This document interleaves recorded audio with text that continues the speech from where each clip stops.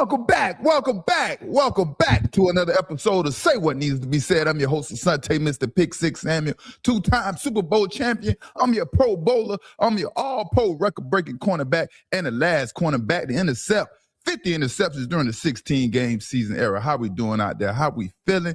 Baby, it is Sunday Night Vibes. We have the Super Bowl contenders for the year 2025-2026 season. And today was a great day of football. I mean, we had the AFC Championship, we had the NFC Championship, and we had two pretty good games. I mean, two different type of games, man. One was explosive and one was nothing but defense, man. And the weather took over one game, and man, we got a lot to talk about. Hey, and if y'all haven't heard about me and Uncle Luke, man, Pop that, you know what I mean? Me so horny, man. Scarred, hydraulic scar. We've been going at it, man, and we're going to talk about that and Kevin Beard and the University of Miami. Let me bring my co-host for the night, man. 2-3 Drees. How we doing out there tonight, man?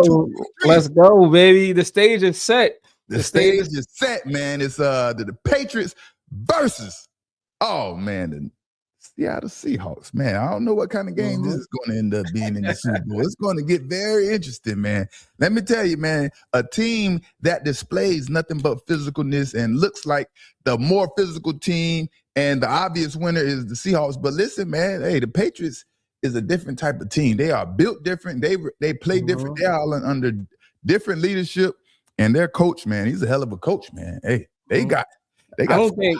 I don't think not one person in the world predicted this before the season started. The Patriots versus the Seahawks. I don't think that was on nobody's radar for them two teams to be in the Super Bowl this year, man. Nobody predicted that. Nobody predicted. I want to know, man, how many people in the football world are mad the New England Patriots are going to the Super Bowl? How many people? I know everybody likes to call the New England Patriots the cheaters, the gate. What is it? The gate. Gate, whatever y'all say about us, man. You know, y'all just like to hate because we are dynasty and we have dominated football and winning Super Bowls for the past 20 years, and y'all don't like it. I know y'all hate to see New England Patriots in the Super Bowl. Yeah, that's my team. Yes, my brother Mike Vrabel is the head coach, baby, and that's my team. You know, but I wouldn't be this happy if it was Bill Belichick and Tom Brady going to the Super Bowl. You know what I mean? It's my old teammate, so that's why I feel this way. If it was Belichick, you know, so I'm a Patriot now. Everything is all good. We good. You said how many people upset they back in the Super Bowl? I think you just named one. Dang. I think you just named one. Wow, I haven't thought about that. I think you just named one. I think he might be a little upset. Like you. In the whole football universe is Bill Belichick. Wow, bingo. Yes, he is absolutely about to lose his mind. He thought he was the only one that could come to the New England Patriots, change his franchise around, and boom, be the man of the decade. No, sir. You couldn't do it without Tom Brady. And now Drake May and Mike Vrabel, along with your same offensive coordinator. I don't know, Bill Belichick. Bill Belichick's resume is starting to seem a little flawed a little bit, being that his predecessors and everybody up on this coaching tree wasn't having success. And now that Josh McDaniels, the same person that was with Bill Belichick, is with Mike Vrabel, and he doesn't have Tom Brady, but it has Drake May, and it's still having the same success. Hey, man, we have a lot to talk about. Bill Belichick, I don't know, man. He can't even win at North Carolina. This is college football. Right, he tried to cut off communication from North Carolina and the Patriots, right? But listen, the Patriots are a Super Bowl team right now. So shame on North Carolina. Sure, shame on the Tar Heels. If y'all allowing this man to have this type of behavior as the leader of this team, as the coach, and now your players potentially want to be on a Super Bowl team or get drafted by the New England Patriots, and he is blocking the scouts, recruiters, or whatever he is doing from the New England Patriots being able to come into the facilities at North Carolina. That is just bananas. And you have to see that this is some control freaks, some control issues going on. But Bill Belichick, let me tell you, brother, I don't know what to tell you. I don't think you was the man. It really looks like it's coming down to all of Tom Brady, and we're going to give about 10% of that to Josh McDaniels. You was just there to cause confusion and corruption. I mean, confusion and disruption, in my opinion. Let me tell it. You heard what happened after the game with Mike Vrabel said? What did he say? There is no curfew. See you 8 o'clock in the morning. If you're not on the bus at 8 o'clock in the morning, you're not going to the Super Bowl. Have fun tonight. Enjoy yourself. Don't get in trouble. You know? Other coaches not like that. So let's get into this first game. We got to get into the first game of the night, man. But it ain't too late to jump on the bandwagon if you want to be a Patriot, man, and join the Patriots Nation. It's not too late to jump on the bandwagon, you know. Shout out to the chat, man. How we doing out there, man?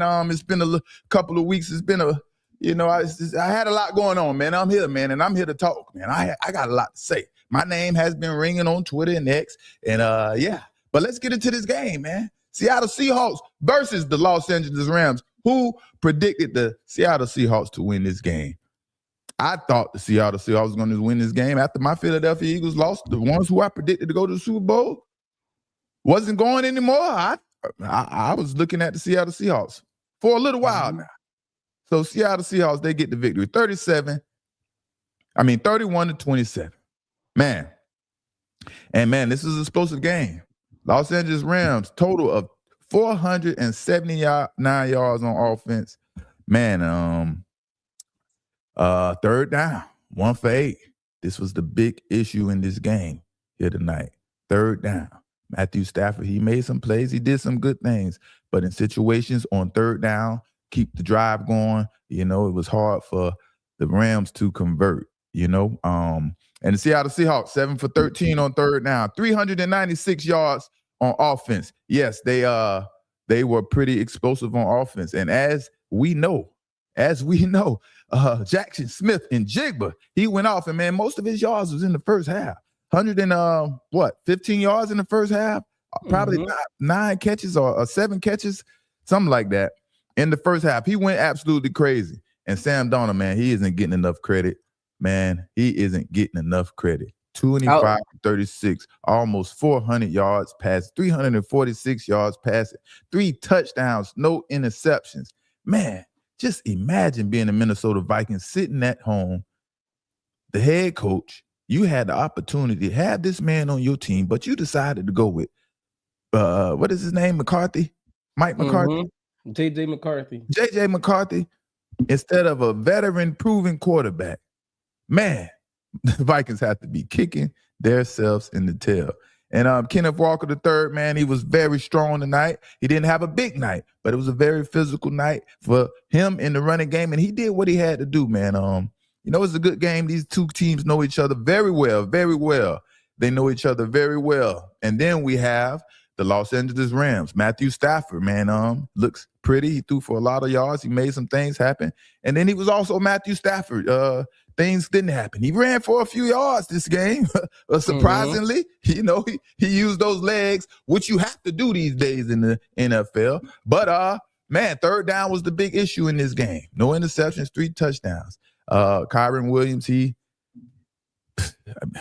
said 40 yards rushing, man. Puka Nacua, he's always showing up big. Had made some big plays, big catches. Yeah, he did his thing, man, but they wasn't able to get the victory at the end of the day, you know?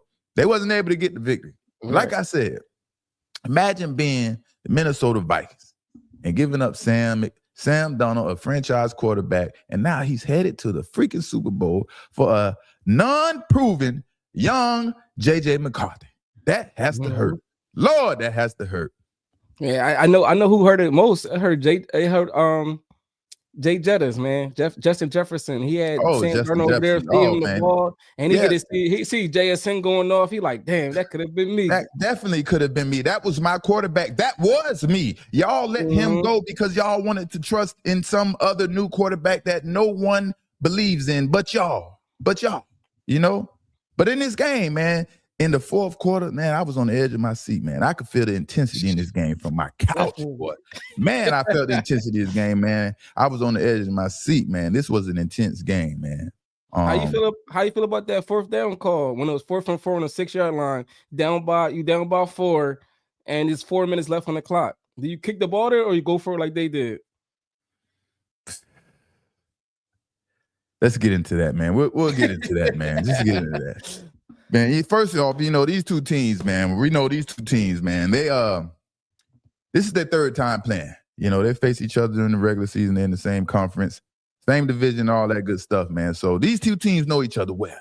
You know, knowing each other well makes it much harder for either side to have success on each other. I'm telling you, it's like, we know everyone's best move. We are very familiar with each other plays and abilities. You know what routes they're going to run, how they want to block, and just how they want to proceed playing football. That's the difference when you playing a team 3 times in the playoffs. When you playing them in the regular season twice, then you have to play them in the playoffs. I totally hate it. I hate playing a team 3 times because you know exactly how I play, what I do, and my position, man. It's a game of inches, as we've seen with Tyree Woolen tonight, man. One false move, a little stutter, and man, it's touchdown. There is no one to back you up when you play the position at cornerback. But in this game, along with that 4th down, the backbreaker came when the Rams dropped the punt. Woo! When the Rams, Xavier Smith, he couldn't hold on. He couldn't field the punt, man. I don't know what got into him on that play, man, but homeboy was looking like his leg went into panic mode or something, when it was time to catch that punt. Those one of those plays, I know he feels like, why is this happening to me in the game like this? Why is this happening to me? I'm not even sure if he ever dropped the punt this season. But in a game like this, when it's high stakes, your legs sometimes just go to feeling wobbly and you don't have a clue why. Yeah, but he stumbled back, man, and he couldn't feel that punt, man. That was the backbreaker for the Rams. They had just stopped the Seattle Seahawks, and now it was their time to cook. They was going back and forth this whole game. This whole game was a back and forth. And then the Seattle Seahawks scored right after giving up that play. There was 2 significant, not the Rams, Seattle scored right after that play. 2 significant plays in this game, but Seattle overcame their situation. The Rams didn't overcome what they was going, you know what I mean? And the other breaking play that people don't realize for the Los Angeles Rams is Kobe Parkinson. Oh, man, Kobe Parkinson, if y'all don't remember, he dropped a wide open, a perfectly thrown touchdown by Matthew Stafford. That was a walk-in touchdown. He squeezed that in there through like 3 defenders, went right past their hands. I think that's what made him drop it. I don't think he thought it was going to get to him. The way he squeezed through people, he lost concentration, and he ran in his hands and dropped. Yeah, right. And then when you have one play, it leads to one bad play. When you have one bad play, it leads to another bad play, and then another bad play. It's like chasing bad money when you playing poker or you gambling and you playing the blackjack at the table, right?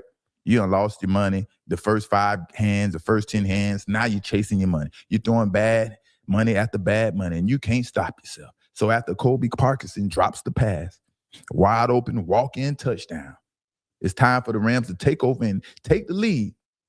What happened on that same series? Sean McVay decides to go for it on 4th down. Just like Sean Payton did in the previous game, and not take the points. If you just seen what happened to your homeboy, your partner for the Broncos, they just lost because he didn't take the points. And you do the same thing. That's diabolical, man. That's diabolical. McVay knows exactly what just happened. Gambling on 4th down did not pay off for the Broncos. And Sean McVay knows that. He knows that before this game. Everyone in the world is talking about that play. Why did you decide to go for it on 4th down? And Sean Payton, he doesn't know what to say. He's talking about the perfect play he had called, all type of things. Sean McVay doubles down and blows his chances to go into the Super Bowl. All right. I mean, these coaches are absolutely crazy these days. We talked about this in the beginning of the season. Like every head coach is a gambler now. Dries, what's going on? And especially like this day and age with kicking a field goal, a 60-yarder is nothing. They would have been down by 1, make it stop, get in field goal range. 60 yards is nothing these days. So these kickers, they knocking that down. Like chasing 1 point and chasing 4 points is a big difference. Having to go them extra yards to get a whole touchdown. But you would have been down 1 point at that point in time. 1 point, man. And that gives you, I feel like that gives you a defense a little bit boost too. Like It gives the whole team boost, man. A game football is about momentum. Momentum shifts during the game. Who can last with the momentum the longest? Who can take the momentum from the other team? Now that Sean McVay goes for it on fourth down, guess what that does?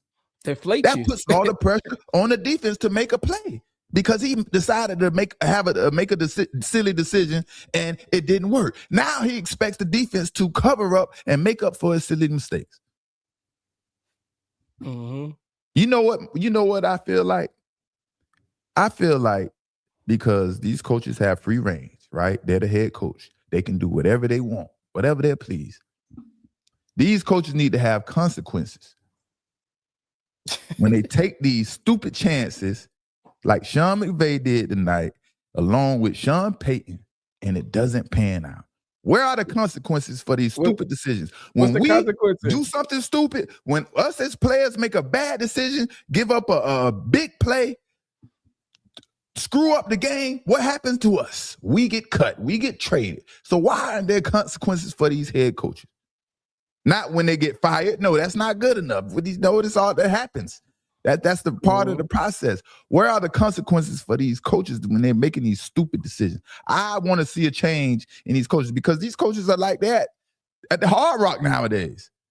They're at the Hard Rock, just gambling at free will. All right, it's fourth down. Y'all know what we doing. We going for it. That's what would it be a good consequence though for a coach? Like I don't know, a $200,000 fine out of your check, a suspension. You play with the money. You play with the money. That's a game. Something, something to happen because it's like, okay, I believe in myself. It's just the world, half the world loves to gamble, or probably more than half of the world loves to gamble, man. But gambling is a thing, man. It's like being competitive. Try me, I'll take the chance. You know what I mean? Right. So, I just think some type of consequences need to happen for these coaches, man, and gambling on fourth down. And for Seattle, man, good thing they won this game. But I can see why the Seahawks are not so confident in Tyreek Woolen. I mean, he had a pretty good game, right? Everything was going swell. Then for him to get a silly penalty on 4th and 12 to his brothers, to his defense, that kills the defense. I can see why when I ranked him high his rookie season, and after his rookie season, everyone from Seattle and the West Coast, they was going off because they see the stupid mistakes that he make. But that doesn't take away his skills and his abilities as a cornerback. Tyreek Woolen is a baller, and he is a ball hawk. He makes some stupid decisions, right? You give up a penalty on 4th down, then turn around and give up a double move, a 34-yard touchdown. Man, that's how you get cut. I ain't gonna lie to you. You will get cut super duper fast playing around like that. Mm-hmm. Now, the thing they didn't lose that game because that kind of, covers up what the mistakes he made. Now you can coach him up and hopefully you can get him to fix correct his mistakes and never do that again. You understand what I'm saying? Right. But that is the fastest and best way to get your butt up out of the stadium. Marley Marr said that was a bad call. That wasn't on him. That's a bad call. Yeah, it definitely could have been a bad call, man. I understand, how you feel, right? But you got to understand what's on the line. This is the Super Bowl. It's 4th and 12. If we stop them, we win the game. There is no more game. Now the Rams are down, 2 scores, and they're chasing if we score and things like that. So, yeah, I mean, I know he was hyping, he's feeling himself, but, you can't be, you can't do that in a game. What's the word? You can't be antagonizing the other team. You can't be, looking at them and doing things that are against the rules. I don't know what he said. How loud he was yelling, any gestures he did, anything like that. It didn't look bad to me. I'm with you. But he got the penalty at the end of the day. Right.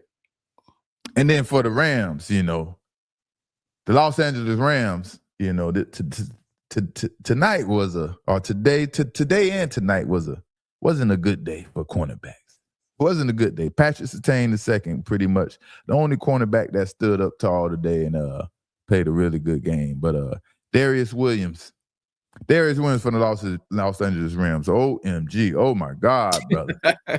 On that quick pass to Jackson Smith and Jigba during the first series. Mm-hmm. Right after he gave up that deep pass to I don't know if it was Jackson Smith or no, I think it was Rashid Shaheed. I know he had right after he gave up that deep pass, bro. Darius Williams literally dove straight to the ground and whiffed on that play. It was a quick screen. It's like, man, he was like he lost his confidence after he gave up the deep pass and forgot how to play football. He didn't have his feet on the rim after that, man. That was crazy. I don't know how many people saw that, man. But, man, Darius Williams, man. And then the Rams secondary, they just didn't come to play. You give up all these yards. All these yards. That's why I got to give my apology to Sam Darnold, because I know before, earlier in the season, I was like, Sam Darnold could not win a big game. And he out there hurt that day, performing out there, throwing for over 300 yards. He done that in every big game that he was in this year, man. He proved me wrong, because I was like, he can't show up for the big game. He could do it when there's no pressure, but he been doing it with pressure, and he been injured, man. Hats off to you, Sam Darnold. I apologize. He stepped up big, baby. Hey, he stepped up big, but you know, I'm at the same time I'm disappointed in the Rams defense, man. Everyone in the world, if you know about the Seattle Seahawks, you know who they are getting the ball to. That number one guy who they want to get the ball to, and that's Jackson Smith and Jigba. You know, everyone knows the Seahawks want to get him the football. Don't let the main game breaker on offense beat you on defense. Now in the second half, they did a pretty good job, you know, containing Jackson Smith. I think he only had like 40 yards, 45 yards or something like that in the second half.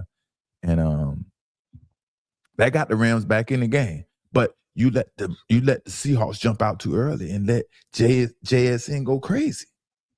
And then Devin Weatherspoon, oh man, he was the other cornerback. He was having a tough night, falling all over the place, getting shook up and down, you know, not playing with his feet up under him and things like that. Man, but they need to fix that heading into the Super Bowl. If they want to have a chance to go against Drake May and Stephon Diggs and Bo Boutte, along with those other receivers out there, man. They playing ball. They're fast, man. They could get it done. So, I don't know, man. Seattle Seahawks versus New England Patriots is going to be an interesting game, man. And I think it's going to be pretty hard for the Patriots to out-physical them. But I think along with Josh McDaniels, man, we're going to figure things out, man. Mm-hmm. It's about angles. It's about leverage. You understand what I'm saying? It's not just about how stronger you are than I am. You understand?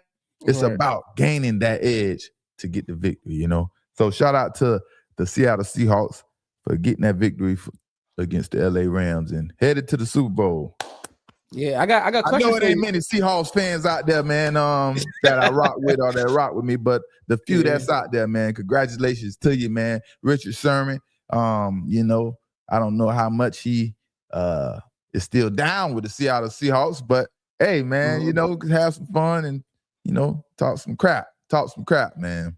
Yeah, it's 2 weeks to the Super Bowl. How is the preparation different from a regular week to week game? I know you got that 1 week, and then it's basically like a bye week before you get to the Super Bowl. So how's that preparation go leading up to the Super Bowl? Yes, there's a lot of preparation heading into the Super Bowl, man. There are so many things that fans or outsiders don't think about that we have to deal with that are so important, you know. You're starting with the travel plans. You have to understand the travel plans, when you're leaving and how to organize everything. You understand what I'm saying? You have your family traveling along with you or meeting you up there on a separate flight. And then you have the ticket situations, right? You have, you know, I think you still get about 16 tickets. How many people coming to the game? Who are you giving these tickets out? And so on and so forth, right? And then out of those 2 weeks, you could probably have 10 days of real practice, 9-10 days of real practice. Probably get 2 or 3 days before you board the flight and then head up to the Bay Area in San Francisco. And then they finish preparation up there. And then, you just hotel living from there. You hotel living, you have a schedule, have an itinerary. When you get there, there's no different. We have meetings set up in these hotels. We have the same meetings that we have when we're in the facilities in New England, let's just say. Nothing changes. Same scenario. You go over the plays, you game plan, and then we have the football field that we practice at. We have the treatment room, we have the staff. Nothing changes. Everything is set out for us, and they just want us to go out there and play football and win. All right. The one thing I can say about heading to the Super Bowl or playing in the Super Bowl is the organization of everything is kind of out of whack, right? It's not everything isn't as well efficient. It isn't ran as efficient as it was when we were home studying in our comfort zone. Now we're a little scattered around, living in hotels and things like that. And everyone understands this is the last game of the season.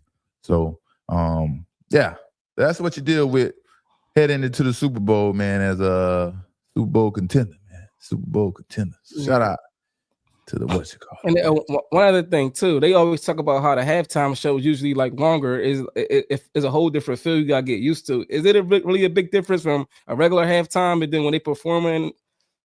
Yeah, that's another good point. Yeah, the halftime in the Super Bowl is probably double the time it is during the regular season. So that's another thing you have to get used to. Where our bodies, our mind, we're used to the time, the regular time at halftime. So we're prepared. It's like it's kind of automatic to us. Now, double the time in the Super Bowl, we have to stay prepared. We have to keep our body warm, and we have to understand that we're going to be in here a little bit longer than usual because Super Bowl have to make their money with the performances, the ads, and things like that. So they're going to do the performances and at halftime, and that's what takes up the bulk of the time, the performances and things like that. So, that's all of the things that you have to be prepared for. So that's a good question. That is a good question. Yeah, man. So New England Patriots, baby, headed to the Super Bowl because they beat that butt. New England Patriots beat the Denver Broncos 10-7, man. And not too much offensive production in this game, but Drake May, and the New England Patriots offense had a total of 206 yards on offense. Of course, it doesn't sound great. If you watch this game, we all know it was a bunch of snow. It was like a snowstorm right on the field, right over Miles High Stadium, So Drake May and the Patriots, they still was able to have a little success, 6 for 18 on third down. The Broncos, 181 yards, 4 for 14 on third down.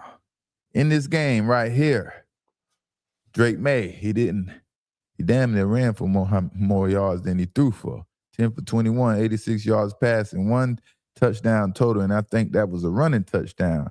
And Ramondre Stevenson, 25 carries, 71 yards. Mac Hollins, 2 catches for 51 yards. Did anyone see Mac Hollins walking into the facilities for this game barefooted? Doing I think it's the Freddy Krueger. What it's called? Come out and play. Then we got Jarrett Stidham, man. He did impress, man. Jarrett Stidham, he was almost victorious in this game, despite the coaching, but he was 17 for 31, 133 yards in a very snowy game, man. And R.J. Harvey, 13 carries, 37 yards.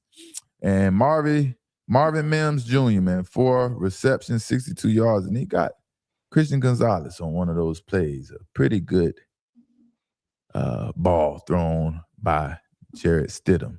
And Stidham actually started off good in that first half. He had most of his yards. He had like 125 yards in the first half. Second half, when the snow came, he had like 6 or 7 passing yards. It was a whole different ball game for him. He cannot handle the elements. Man, it's like they were struggling trying to hold the ball, man. And that's the difference in some of these quarterbacks. You got to be able to, you have to prepare to play in these games and know that the ball is going to be slippery in these situations. I remember Tom Brady having a glove on one hand and barehanded on the other hand, and that's helping him hold the ball and make sure he always maintain a good grip on the football. So yeah, I saw that was a big thing in this game. I'm like, man, Drake May, he's kind of pushing the ball and holding it at the same time at the last minute because he couldn't get a good grip on it. But I'm sure he'll get better in that, man. Does anyone remember this? For about the past month, you've had a message to fans every single week about noise. Do you have a message for them this week with it being the final game? Well, they're going to have plenty of rest after this one. 2 weeks.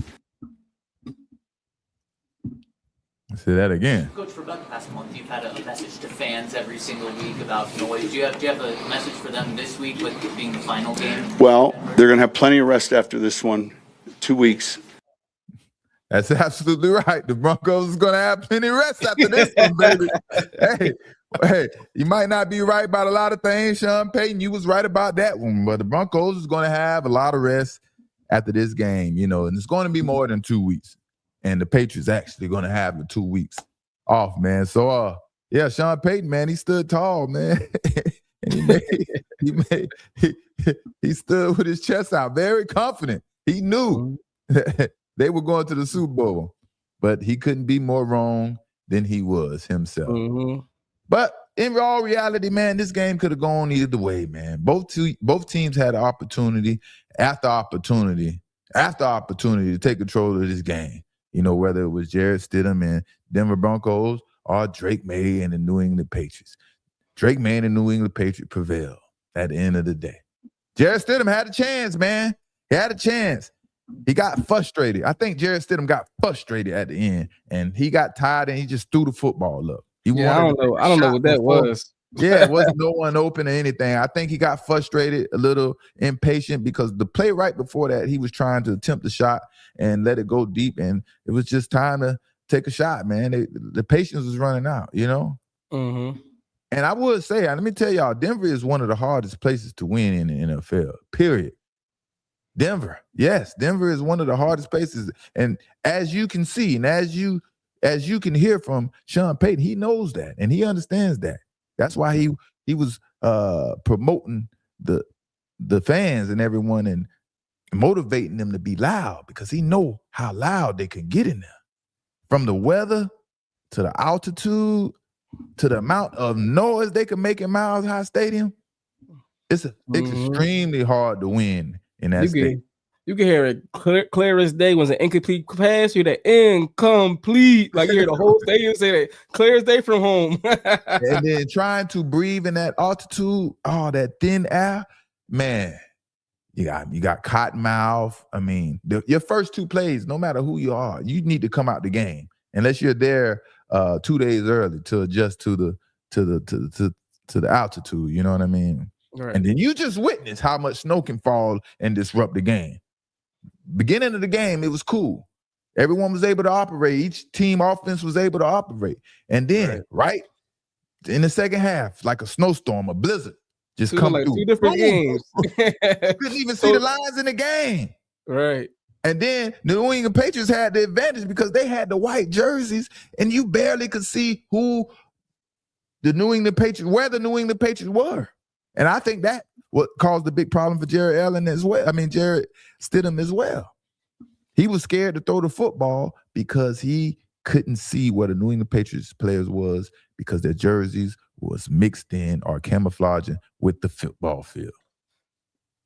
It was terrible. Another thing I was thinking, like, Denver cannot run the ball at all. It's like they cannot run the ball, and the Steelers. I mean, I said Steelers. Well, the Steelers been going. They've been out of here. The Patriots. The Patriots. I was at first, like in the first half, they wasn't even giving Stevenson the ball. I'm like, run the ball with him. They did like 8 straight plays with Drake May passing the ball. I'm like, they need to start feeding the running back. They need to get him going. And the second half, they got him going. That was like the difference right there, to be able to control the rock, play defense.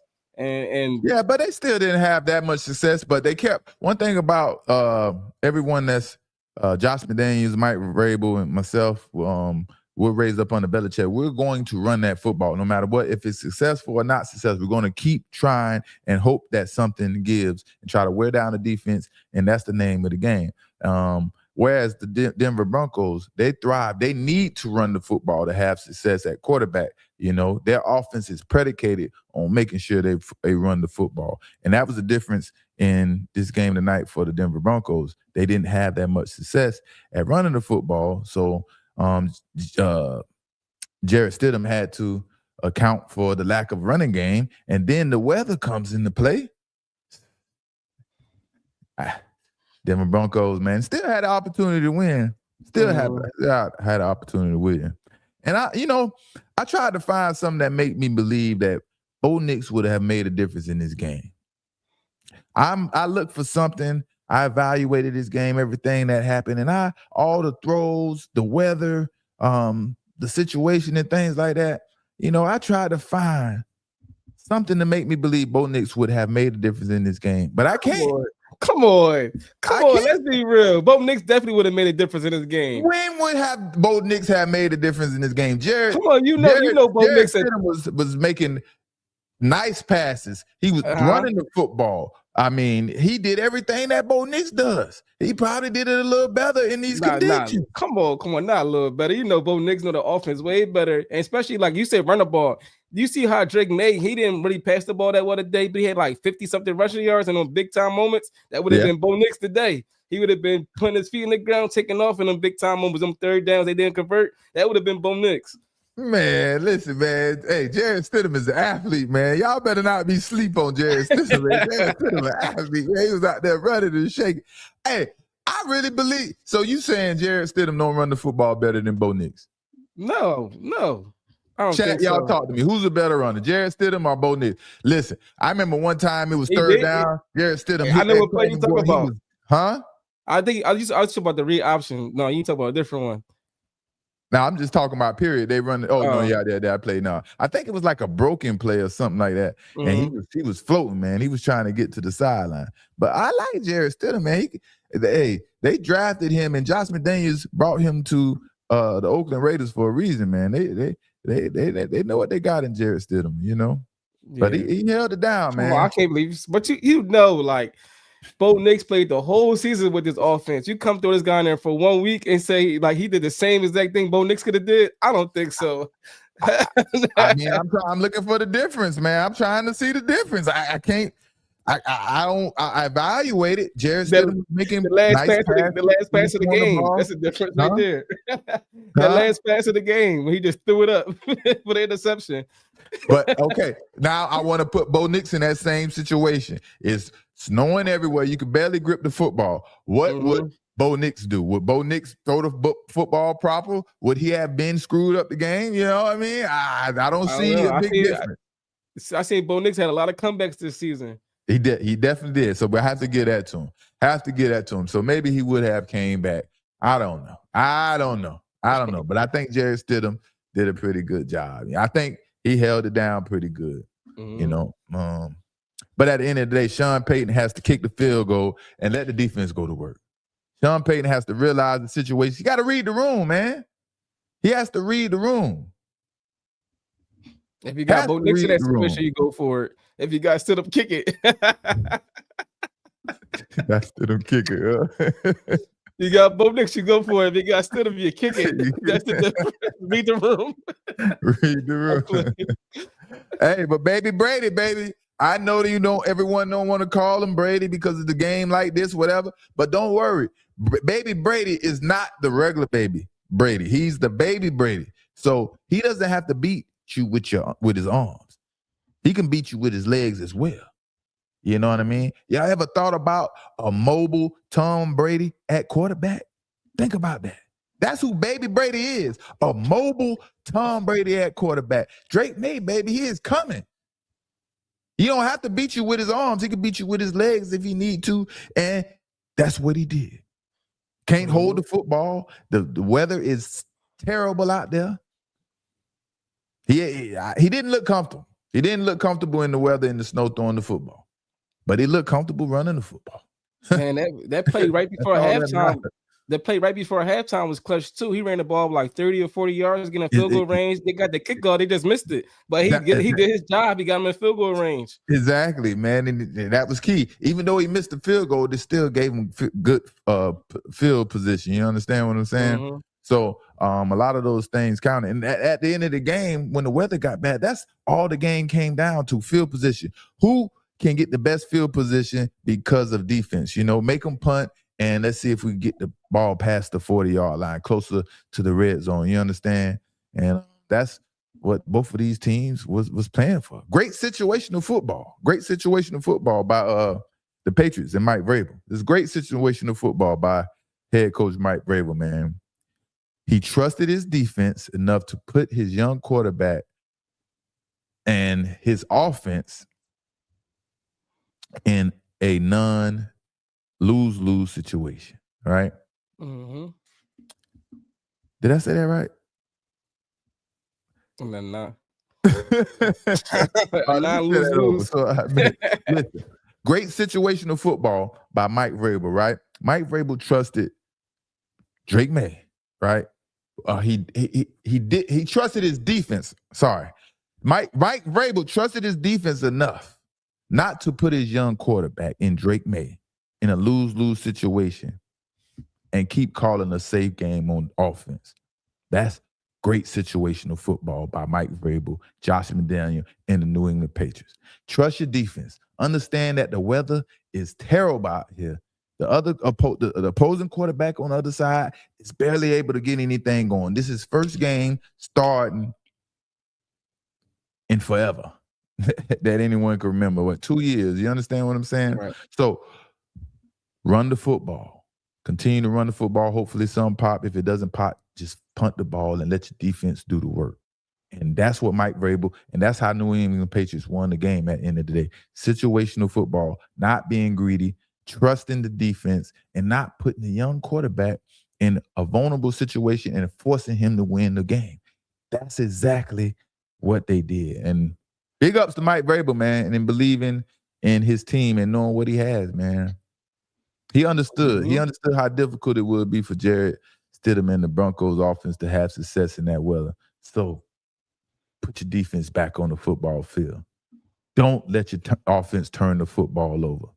And that's what they did. That's how they got the victory. And just like the Seattle Seahawks, the Denver Broncos blew their chances at winning this game. Not the Seattle Seahawks. Just like the LA Rams, the Broncos blew their chances as winning this game. Just like the LA Rams. Boy, two exact situations today. AFC Championship and in the NFC Championship. Being greedy does not pay. Everyone knows that, right? When do we learn that? In elementary school. Greed does not pay.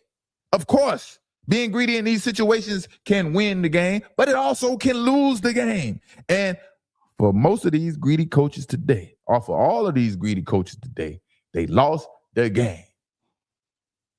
I got a question for you then. You saying greedy. So in a situation where the Seahawks just had the ball with like 3 minutes to go, they did like 3 passing plays on that drive. And normally you want to run the ball to end the game, but they was playing to win. They said, we don't care. We doing play action. Oh, you think we're going to run it? And they did like dump the ball off. Yeah, that's different. But they say the incompletions. They punt the ball right back. What are we going to say? They was being greedy because they was trying to pass the ball. Or what we going to say? They playing to win.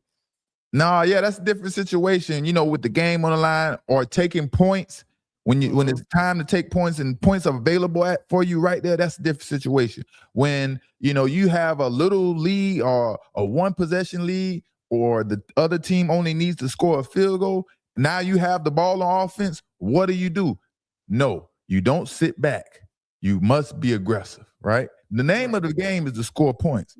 So you always want to score points on offense. You understand what I'm saying? Mm-hmm. Where we were talking about the last game where, not the last game, where we was just talking about Mike Vrabel and situational football. He understood and he understands that this game isn't a normal game. The weather is taking over this game, and I can't really score points. And I can't try to push my offense to score points. All the points that we scored are pretty much all that we have right now. So we have to play good situational football and try to force them to score and then force them to make a mistake. And that's how you win the game. And that's ultimately what happened in this game. You know what I mean? Mm-hmm. But in situations like the Seahawks were in, you got to be aggressive with the football.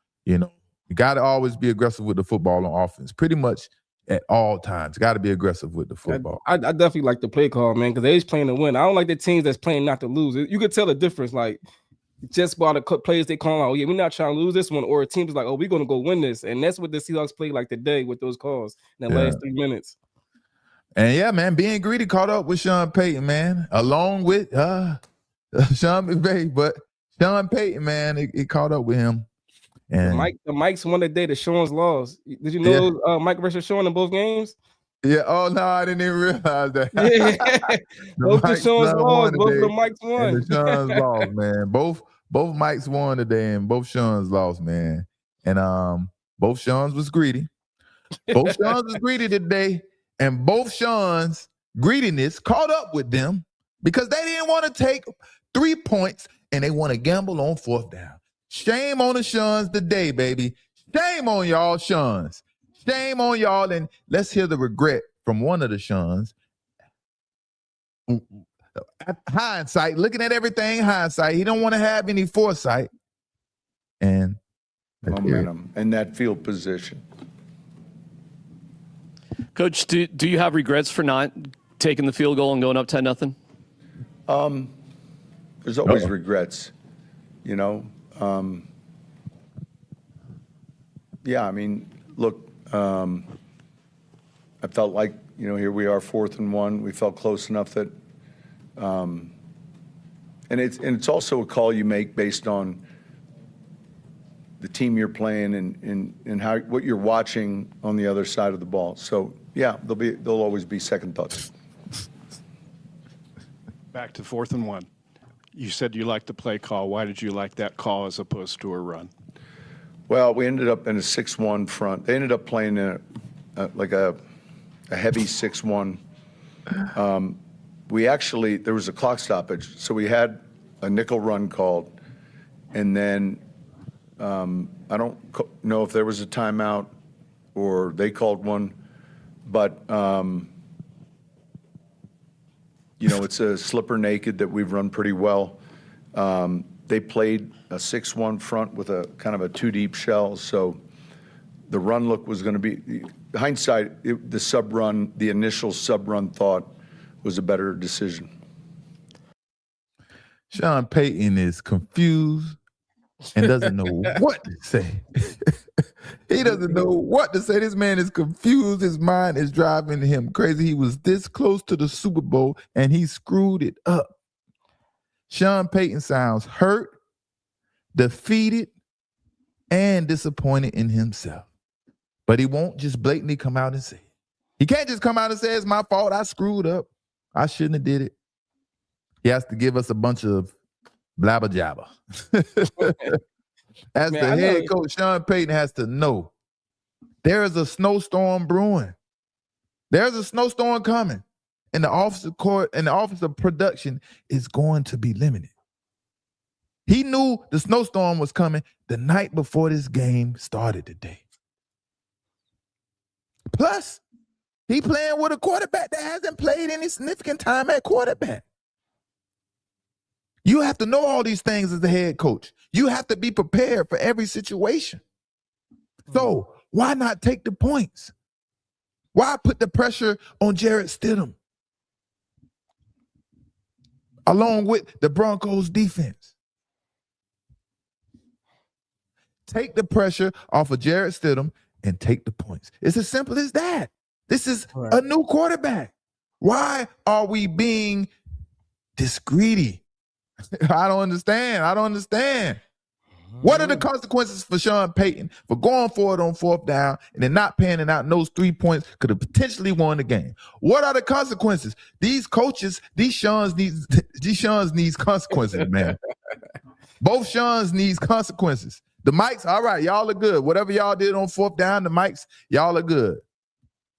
Mike McDonald and Mike Vrabel, they both good. Whatever they did on 4th down, however they handled their situational football, their situations are good. Mm-hmm. And the Broncos played damn well, very well on defense. They made big stops on 3rd down. You know, I remember they had made the Patriots kick for 3 points, stopping them in the red zone. They only scored the one touchdown. Mm-hmm. You understand? You know, both teams couldn't really score. And we talk a lot of shit about kickers, man. We talk a lot of shit about kickers. Like their job is easy. Hey, they got one job to do. I agree. I'm with y'all on that. Focus on your one job. That one job should be easy. But in a game like this, in the weather, they had to kick in this Broncos versus Patriots game. Every penny is earned if they make these field goals in this weather. Mm-hmm. This is when you earn your money. Patriots kicker missed 2 today.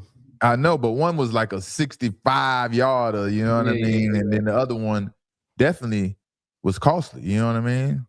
It definitely could have been. Exactly. Like I said, good thing the Patriots only needed one touchdown and one field goal, because they needed anything more than that, it was going to be tough.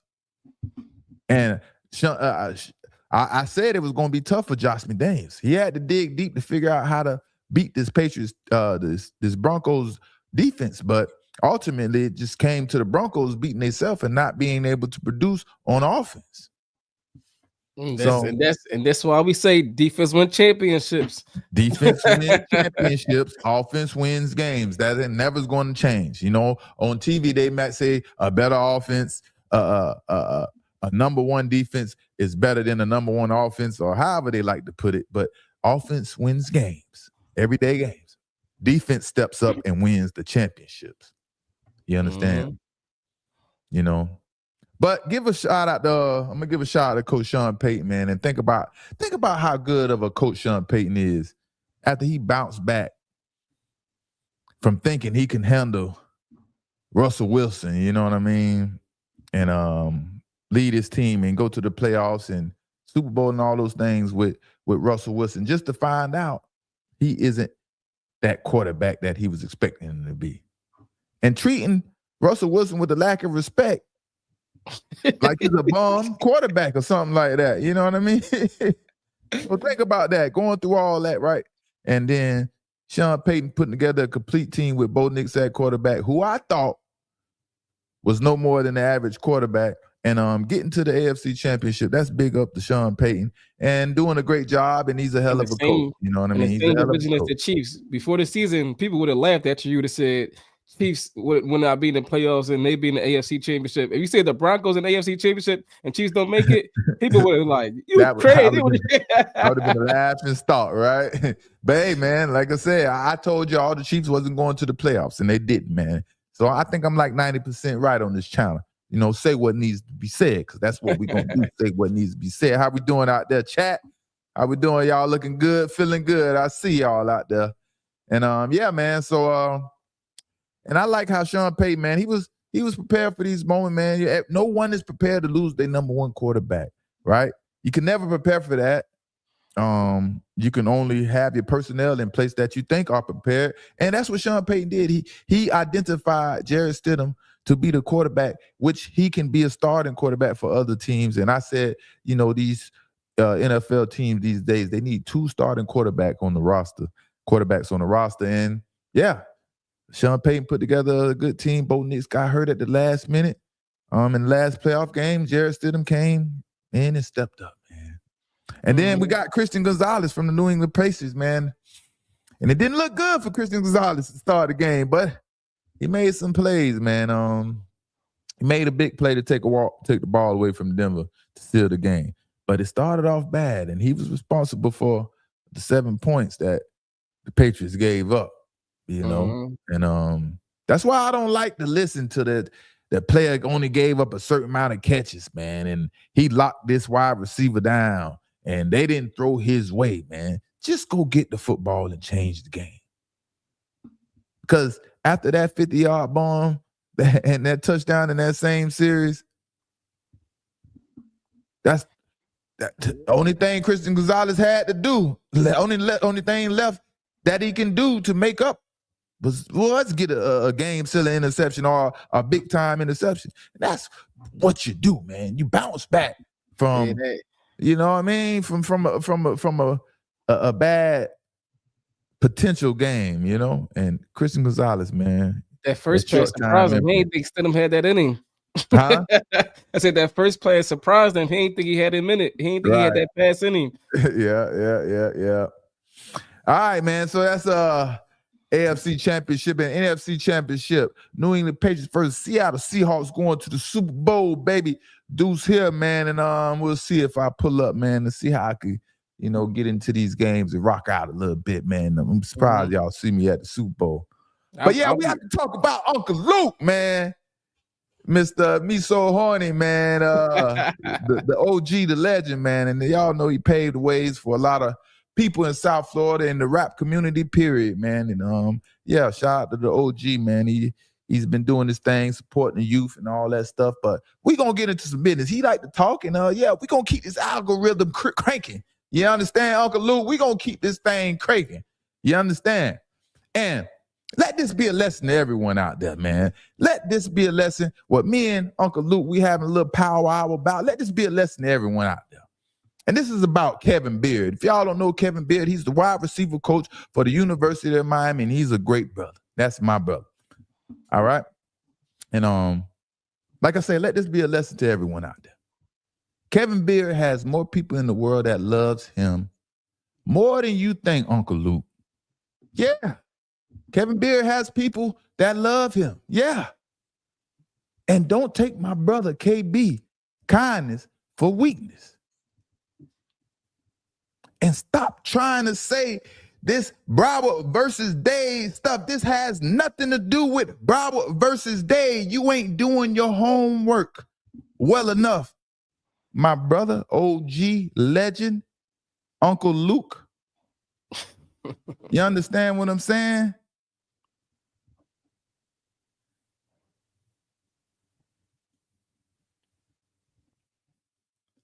Kevin Beard, if y'all could see the screen properly, blow it up a little bit.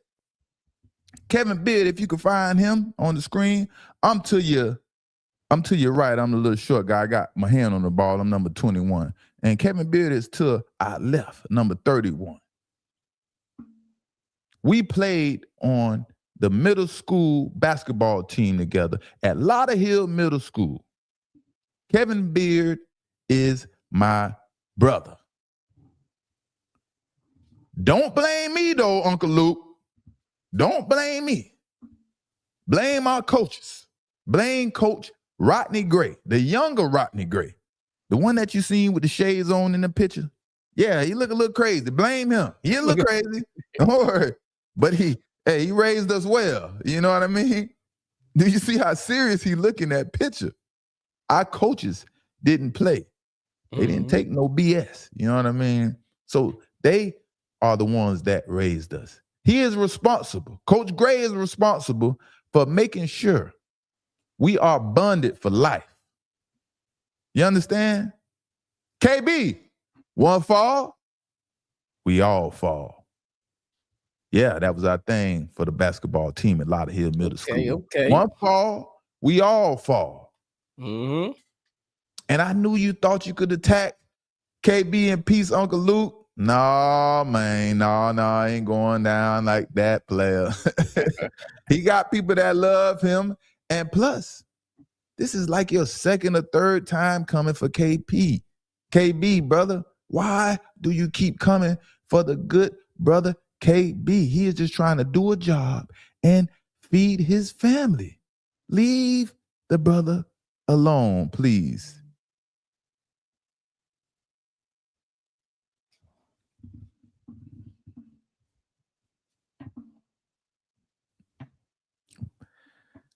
So, this is how this whole thing started, to catch y'all up on things right here, right? Mm-hmm. So, at the bottom, you can see Luke is having a take, or he's having a segment where he's going off on Kevin Beard, my brother, University of Miami, right? Kevin Beard crossed the line. No wonder Calvin Russell didn't come here. So I respond. You mad UM will never hire you. The only coaching you will ever do is volunteer coaching for Little League football. Kevin Beard is a much better person and leader than you'll ever be. And that got Uncle Luke going a little bit because he didn't know that Kevin Beard was my brother, I guess. Just understand, Uncle Luke, you're a little out of pocket, brother. Think you're a little out of pocket. Let this shit go. Just let it go. KB is trying to feed his family and be a provider. That's all this about. Any dreams you had in your 30s or being a coach for the University of Miami, those days are gone, brother. I'm mad the University of Miami never gave me a scholarship. There are a lot of kids. There was a whole lot of us down here that are mad that the University of Miami didn't fuck with us. Gotta let it go. But to me, it seems like you wanted KB to do something he wasn't willing to do, and it got you upset because you keep going in on Kevin Beard. He is just a position coach, but you want to make it all about him. Uncle Now, Luke tried. what I want to know, Mr. Uncle Luke, what makes you think you have the right to call Kevin Beard out? You realize he's just a position coach. That's all. You're attacking the position coach. Uncle Luke, you're not Ed Reed. You're not Ray Lewis. Uncle You're Luke not was- Michael Irvin or Andre Johnson. You're Uncle Luke. We don't want to hear you bash a coach who's been with the program with different head coaches leading that team. He is doing something right, Uncle Luke.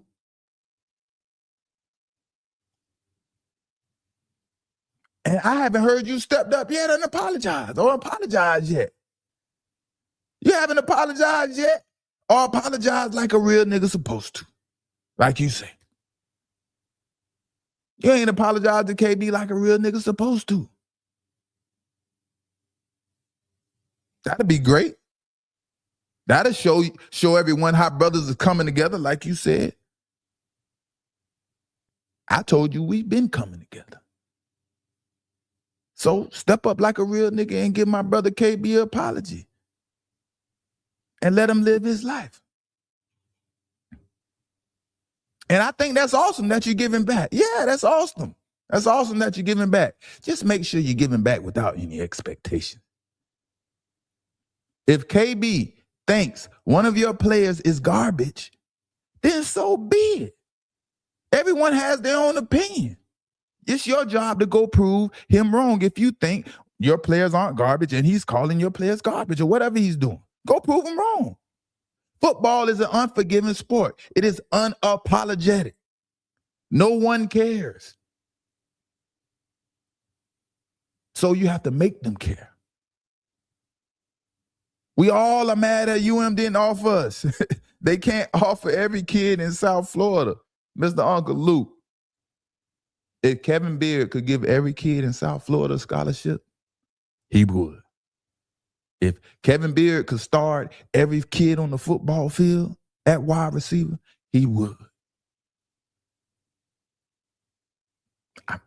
I'm just telling you, Mr. Uncle Luke. I'm just telling you. And I keep hearing, man, you, Uncle Luke. I keep hearing you throwing that "they from Broward" term around too loosely, my brother. They from Broward. He from Broward. This a Broward thing. I'm from a specific place.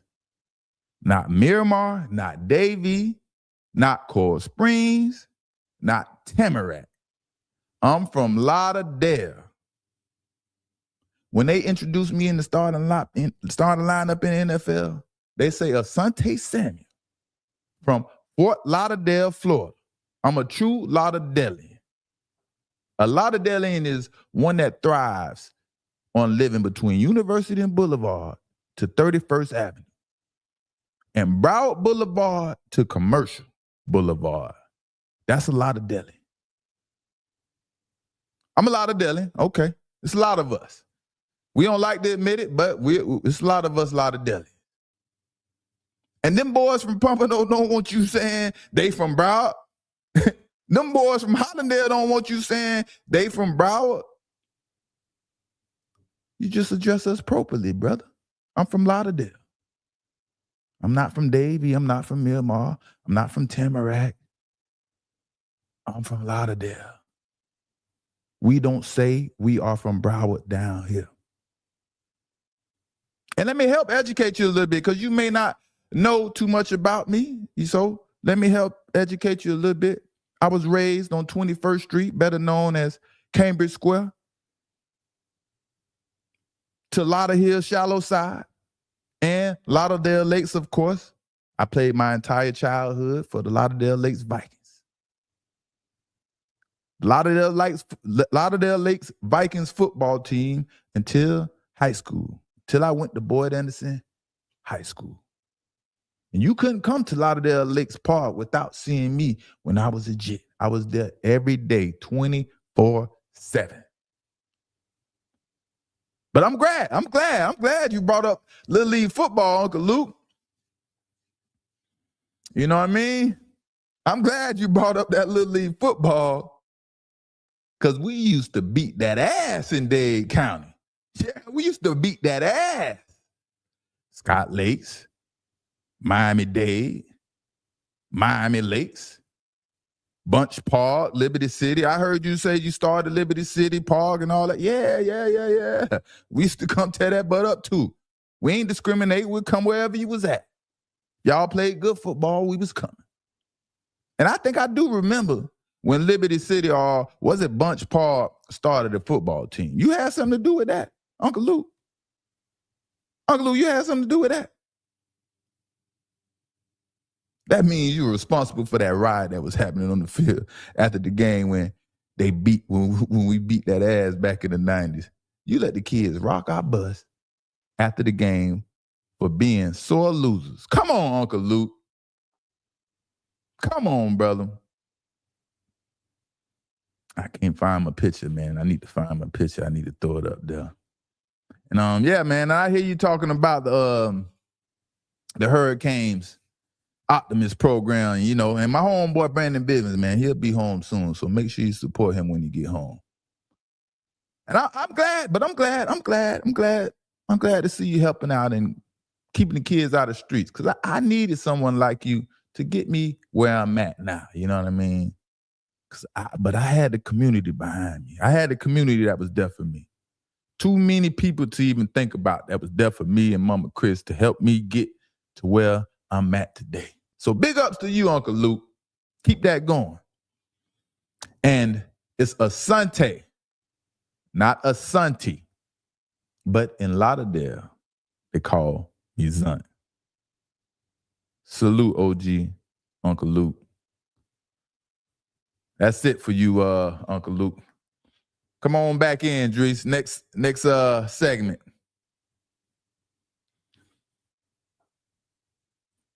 Come on back in, brother. There we go.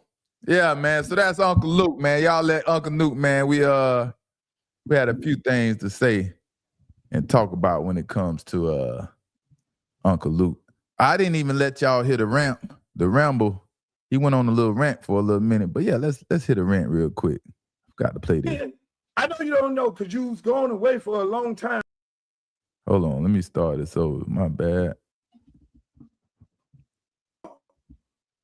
Again, I know you don't know because you was going away for a long time playing football. Just like I go out on tour. You see all the shit back here?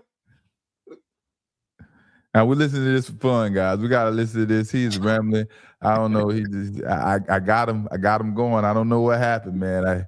I got him going, y'all. He's going in. But I still came back to my community. It wasn't about me riding around in my big pimp mobile, since you want to call me a pimp. It wasn't about me riding around my pimp mobile. I got it like that. And the rest of y'all ain't shit. No, it was me who brought up my community. It was me who brought up my fucking community in every part of all of our community, including Broward County too. So I was never on that. Yes, there was a time where it was a Dave versus Broward. And see, you, Oh, when I did the research, You said you you? You? Talk about you? it's me. And he did his research, y'all. Hey, he said he did his research. Listen, watch him say he did the research. Samuels and Dorset, y'all trying to pull us back to that rabbit hole of Dave versus Broward. I will not let you do that. I would not let you do that.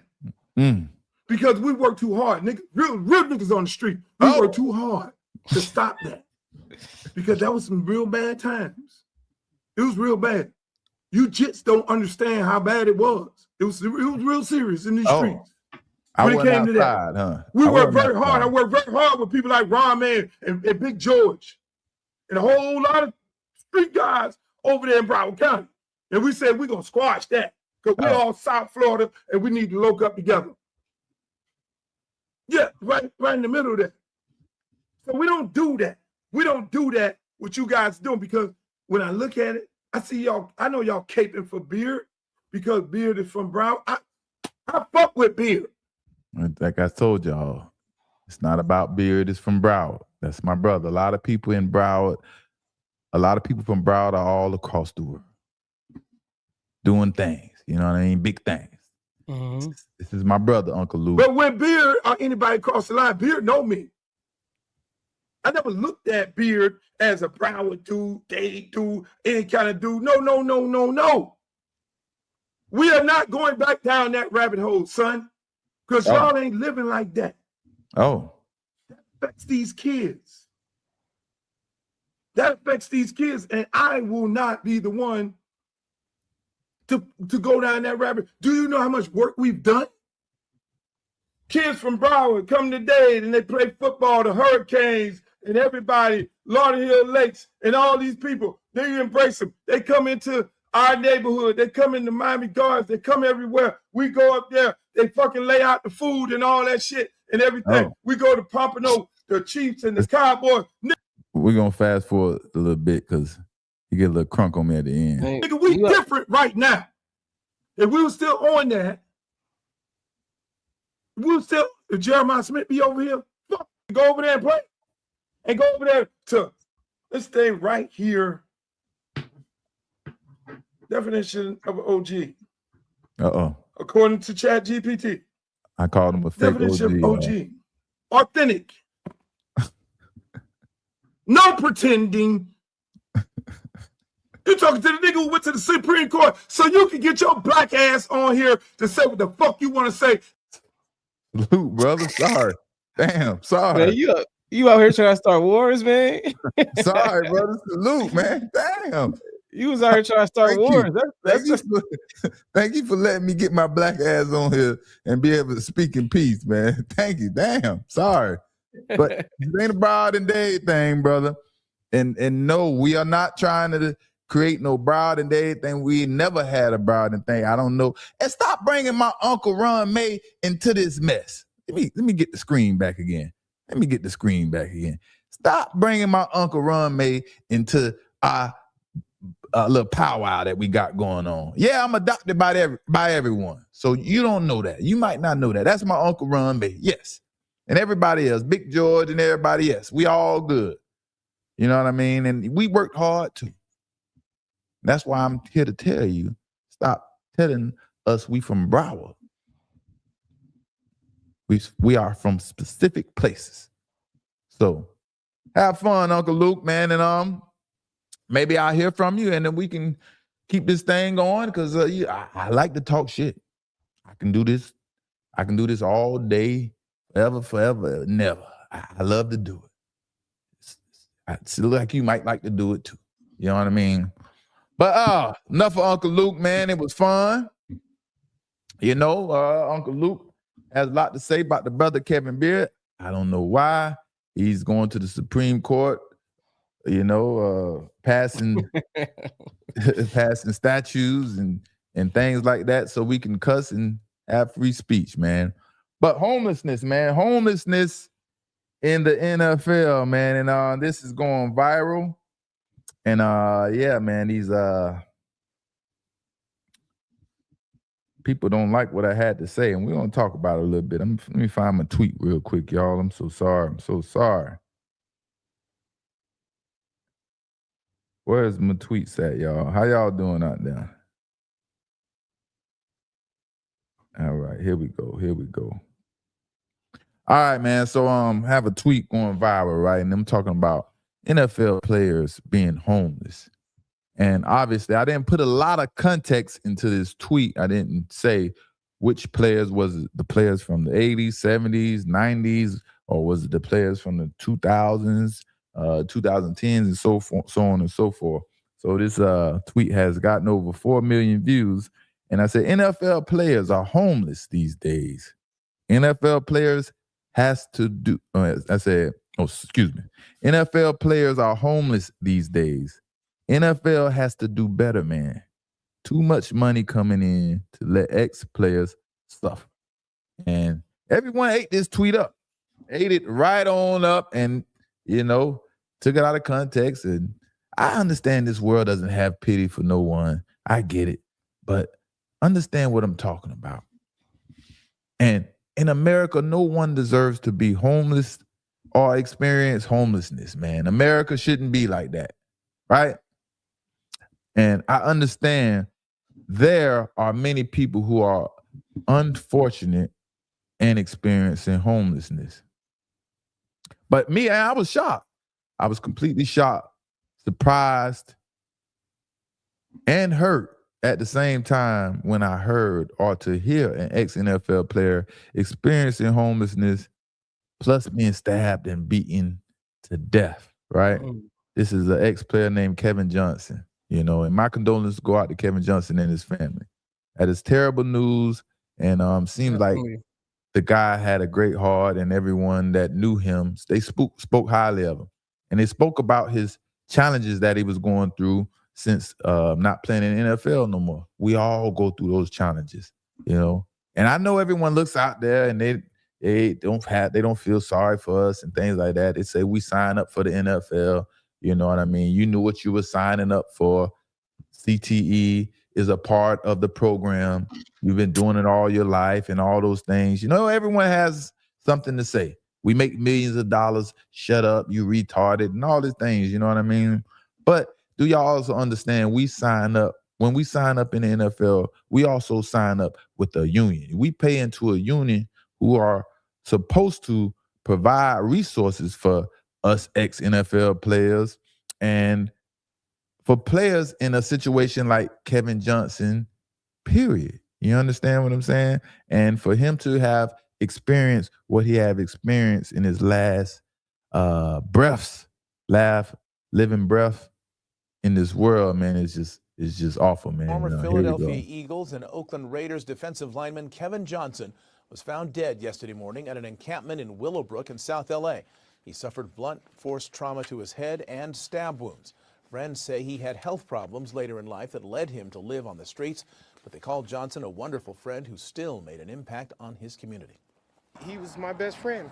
I was best man at his wedding. He played in the National Football League for about 7 years. Great guy, fun-loving. The community's going to miss him. His friends tell Eyewitness News Johnson had health problems that they believe might have been the result of CTE. He was just 55 years old. Investigators asking for help from any witnesses who might have seen what happened to him. Yeah, man, CTE is real, man. And man, all y'all out there who are critical, and of course, people out there that don't have sympathy, empathy, pity, or whatever you want to call it. You don't give a damn. You don't feel sorry for no one.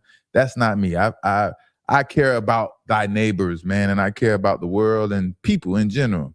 But I don't act like playing football is a normal everyday job.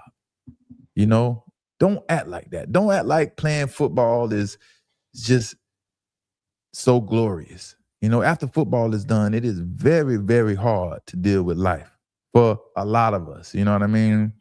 And what other jobs require their employees to use their head in a physical manner to do their job every week or every day? There's not too many jobs that require people or their employees to use their head like we have to in football. The head is the most fragile part of the body. right? And Mhm. I want y'all to pay attention to the football game. When you watch the Super Bowl, just watch after every play, after every run, after every catch, how many little taps players getting on the head.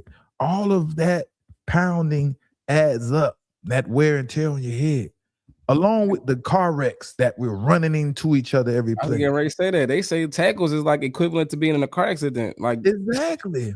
And we all know in car wrecks, you're going to get a concussion. You're going to get whiplash. You're going to have head trauma. So doing that every week for 10 seasons, 10 years, come on, man. Too many football players, they're not going to be wrapped too tight, And I think a lot of people always forget, like they see NFL players and they forget these people are humans. Like I see this all the time where if it's a big game and somebody team is playing somebody else's team, they get excited when somebody get hurt. I'm like, this man got a family at home. He still got to go home to his family and take care of them. And you excited because he got hurt because he's on the opposite team. These are humans at the end of the day. Like I think people forget that like you're a human. Like that's how it is, man. You being truthful, man. They don't. Sports really will show you how much people care about other people or care about their neighbors, man. People don't really care about each other, and the things they will wish upon another individual so they can feel some success is diabolical. Like people will literally end someone else's life so they can be successful or so they can feel the glory of something, man. And the world is just crazy out here, man. But back to the Kevin Johnson and people in the NFL experiencing homelessness, man. I just think, man, an ex-NFL player without any resources or a homeless ex-NFL player without any resources to help out with mental illness shouldn't be tolerated in the NFL. That makes perfect sense. You know what I mean? Mm-hmm. It shouldn't be tolerated.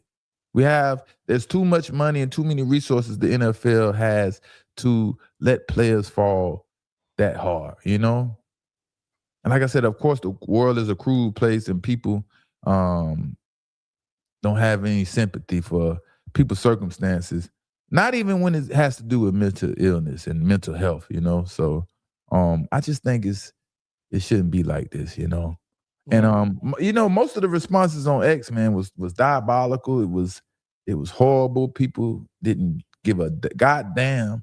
And obviously, I'm responding to the situation that is going on with Kevin Johnson, being that he just passed away after a horrific reported death that was, went on, him being beat up and stabbed. And if you made it to the point, or if you're an ex-player and you made it to the point where you're experiencing homelessness, obviously there are some mental issues going on.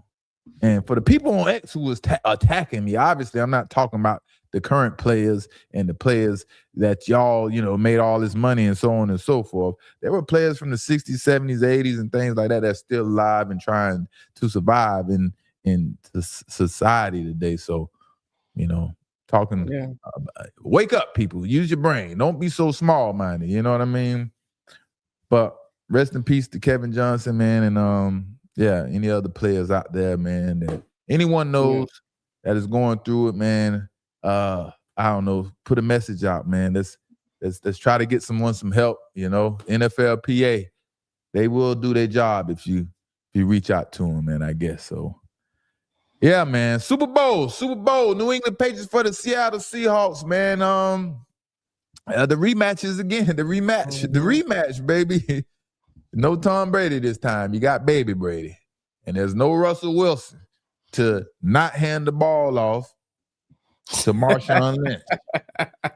You got Sam McDonald. He's going to give the ball off to Kenneth Walker if the game calls for that. You don't have to worry about Sam Darnold trying to be the hero like Russell Wilson and trying to go for the touchdown when you only need 1 yard. So this game would be totally different. Will be a different outcome, and don't expect none of that foolishness like what's going on with Russell Wilson, man. So that's all we got for y'all tonight, man. What you say, Drees? What you got? I was gonna say, any early predictions? I ain't thought about it yet. I ain't give it too much of a deep thought. All I'm thinking about is the physical nature of the Seattle Seahawks, how good they look physically, but there are some holes, there are some weaknesses that can be exploited, like the LA Rams. The LA Rams know them good, so I want to give it a little thought first, you know what I mean? Then we jump back on here. Probably, I don't know, tomorrow, Thursday, or whatever we figure out. And we're going to give a preview of the Super Bowl and talk about, you know, more of the Super Bowl. So until then, in between time, in the meantime, we're going to see y'all next time, you know, on Say What Needs to Be Said. Hope y'all had a fun show. I see you out there, Joanna, always showing up. All my people, man, all them people in the chat, live and direct, man. We're going to see y'all next time. So I'm your boy, Sante, Mr. Pick Six Samuel. It's your boy, 2-3 Dries. And we're going to see y'all next time. We are